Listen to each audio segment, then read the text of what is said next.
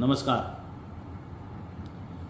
માન્ય મુખ્યમંત્રીશ્રીને પત્ર લખ્યો છે, ટ્વીટ કરીને જાણ કરી છે કે જે રીતે અત્યારે સ્માર્ટ મીટર લગાવવાથી આખા ગુજરાતની અંદર લોકોના મનમાં એક અસમંજસ છે, એક બુમરાહો ચાલી રહ્યો છે કે સ્માર્ટ મીટરની અંદર બિલો વધારે આવી રહ્યા છે. આ પ્રકારની ખોટી વાતો જે થઈ રહી છે એને અનુલક્ષીને મેં સમય મર્યાદા વધારવા માટે અને 1-2 સૂચનો સાથેનો પત્ર લખ્યો છે. પત્રની અંદર મેં સ્પષ્ટપણે કીધું છે કે જે રીતે મીટર આપણે 3 દિવસ બંને મીટર રવા દઈએ છીએ એની જગ્યાએ આપણે 60 દિવસ માટે રવા દઈએ, એટલે કે 2 મહિના માટે, જેથી કરીને લોકોના મનમાં જે શંકા છે એ શંકાનો તમામ પ્રકારે નિરાકરણ આવે.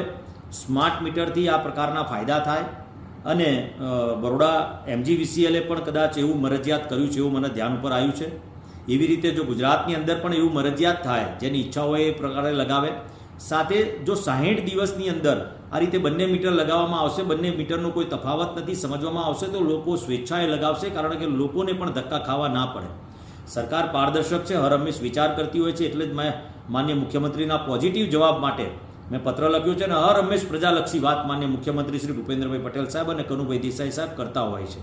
એવા સંજોગોની અંદર મારી રજૂઆત છે અને એમને ધ્યાન દોર્યું છે મેં પત્ર લખીને કે આ પ્રકારની વાતથી ચોક્કસથી ફાયદો થઈ શકે છે. સાથે એવી પણ કોઈ યોજના આવે, જેમ કે મોબાઈલની અંદર આપણે વર્ષનું રિચાર્જ કરાવતા હોઈએ છીએ તો જે 3 મહિનાનું રિચાર્જ હોય છે એના કરતાં સસ્તું પડતું હોય છે.